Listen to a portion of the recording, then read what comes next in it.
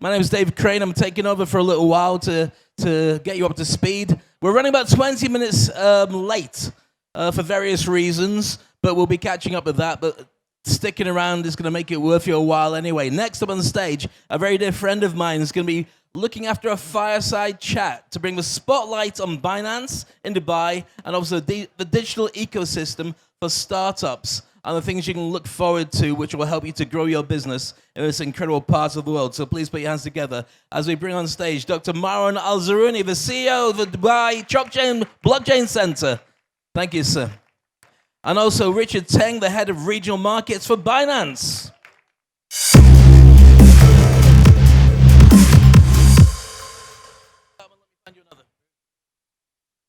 All right.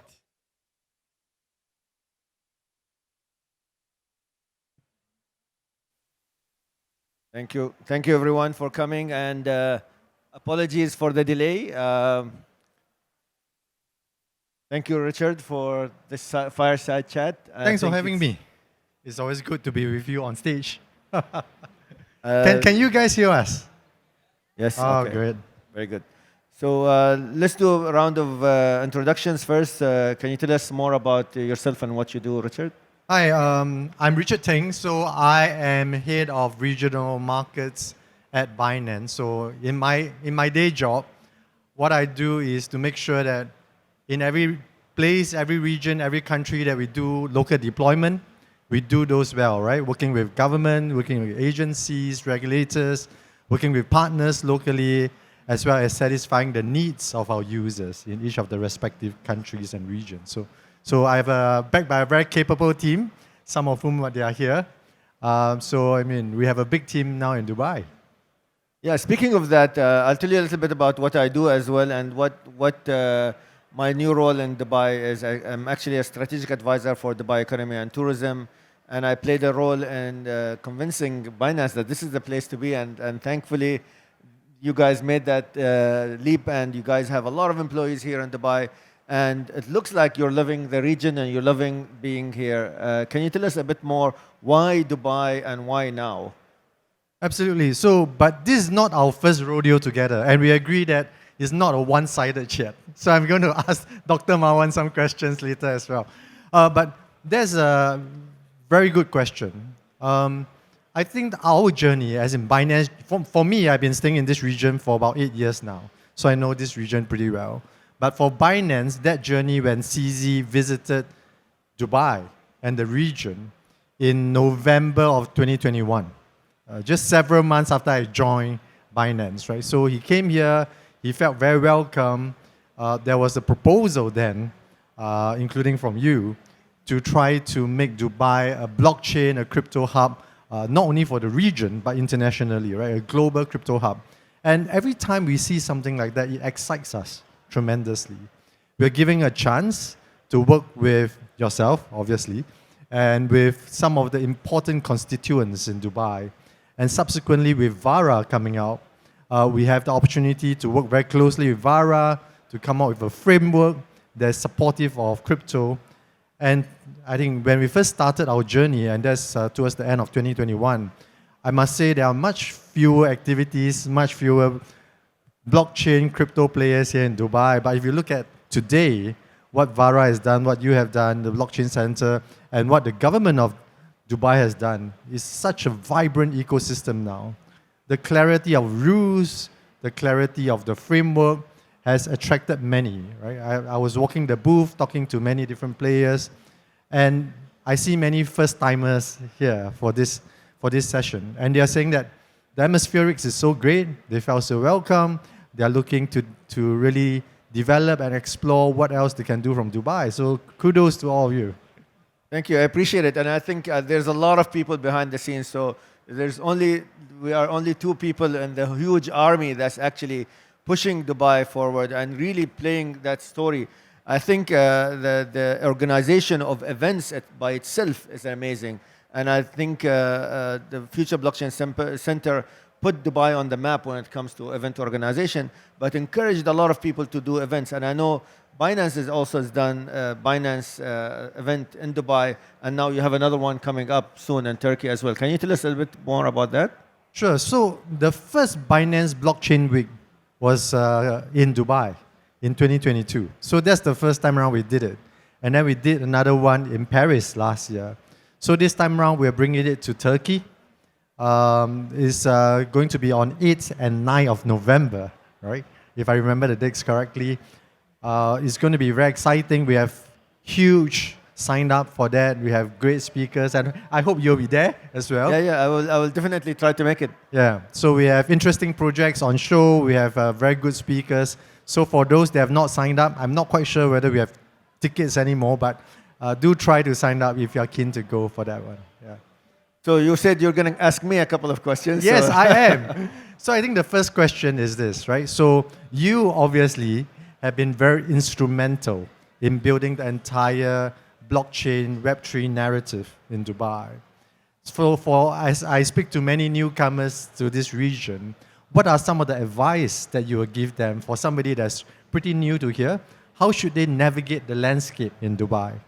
I think what differentiates us in Dubai is that everybody is approachable. In a lot of regions, when you go visit even events, everybody is behind, other people or PR guys, or you don't get access to the actual decision makers. Over here, you have access to everyone. You have access to the likes of Yatzu from Animoca, CZ himself, Richard. Everyone is approachable. Everyone is very friendly. The environment itself gives you that vibe that everybody is here to meet everyone. Everyone is friendly. Everyone is approachable. This is a DNA that you can rarely find in other places. And another thing is we're trying to do in Dubai right now is side events. And I think we've seen even with Future Blockchain Summit, there's a lot of side events. I think tonight we have at least 10 side events with different organizers, not even in the blockchain space, but also in the fintech surge and a lot of other people who are announcing that they are actually either opening headquarters in Dubai or moving their whole team to Dubai. So you owe it to yourself to go and explore. You owe it to yourself to actually try to find out if there are side events and then go to those as well. It's a huge opportunity to network. October, November, and December are filled with events. There are blockchain events. There's a COP-related events. And the road to COP is going to be very exciting as well. And in the blockchain space, there's a lot of opportunity to create projects that are sustainable and environmentally friendly as well. So challenge yourselves to look and get out of your comfort zone and visit other areas like North Star, Expand, and a lot of other areas. Don't just stick to the Future Blockchain Summit. Explore this venue right here. Explore GITEX as well, and encourage your friends who are going only to GITEX to come to this side as well, to create this kind of cross kind of discipline, melting pot. And this is what Dubai is known for. So my second question, if you indulge me, you have been very heavily involved in a lot of strategy, right? So firstly, Web3, blockchain, crypto, and then metaverse strategy. So looking ahead in the next 2 years, what are some of the big bets that Dubai is coming out that's going to surprise everybody thinking ahead of the game, right? Continue to be ahead of the pack, so to say. So Dubai Economy and Tourism, where I am a strategic advisor along with the Ministry of AI, published a white paper actually on this exact thing called the Metaverse White Paper. I encourage you to actually Google it. You can just Google Metaverse White Paper Dubai UAE and you'll find it. And in this, we explain our approach to the Metaverse. We believe in Dubai as a general idea that everything revolves around experience. And Metaverse is no different.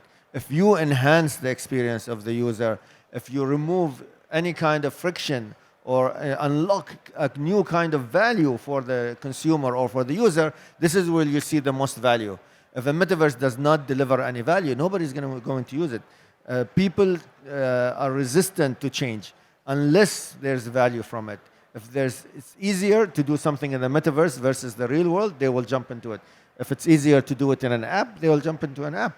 And the user journey is where you should focus on, not the tool itself. So that's what I encourage everyone to do.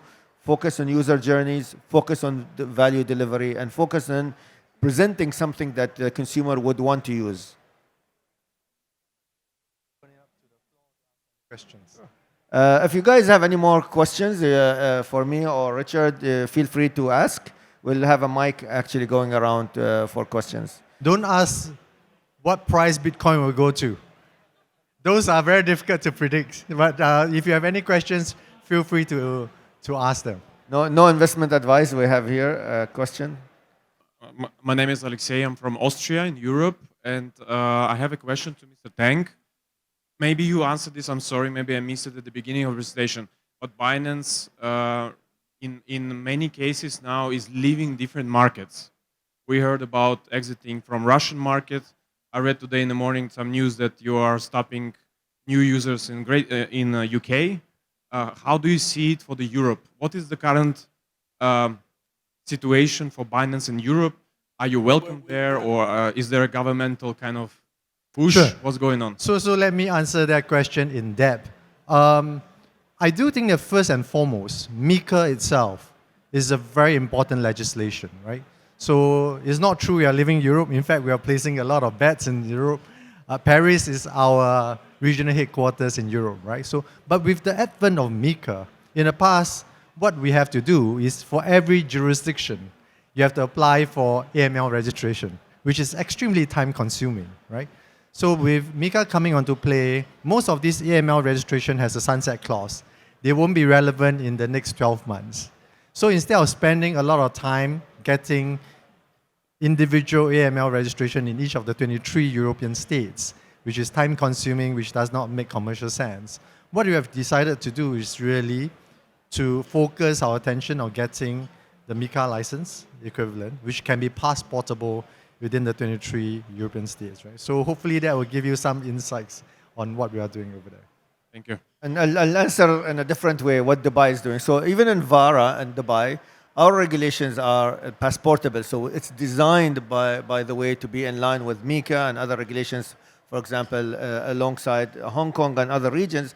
So any business that's actually licensed in Dubai, by design, it is FATF compatible, it is in line with the regulations in Europe and other regions as well, including Southeast Asia. So that makes it much easier for any kind of VASP to be incorporated in any of those regions and be able to do business in other regions as well. And that breaks all these silos that are very regional. So, but for those people they're new to the region, this is a very exciting region. If you look at crypto adoption, crypto deployment in the last couple of years, Middle East, North Africa region, including South Asia, which Dubai is a very important hub for, has taken off very, very strongly. And that shows the difference between clarity of rules, which MiCA also brought in.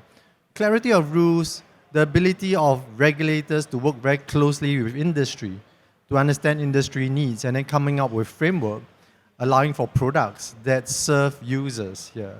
And that not only serve Dubai or UAE, but as you mentioned, it becomes a global hub where you can serve international users. And that becomes very important value proposition. 100%. I think any more questions? We'll take one more question.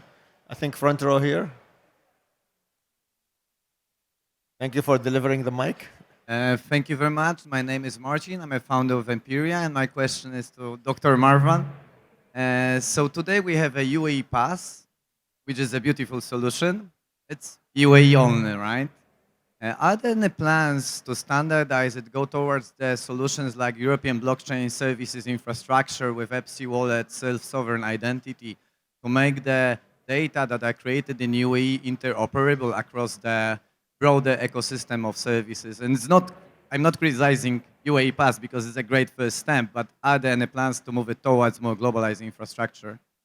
So UAE Pass by design is both Web Trust compatible as well as INISA.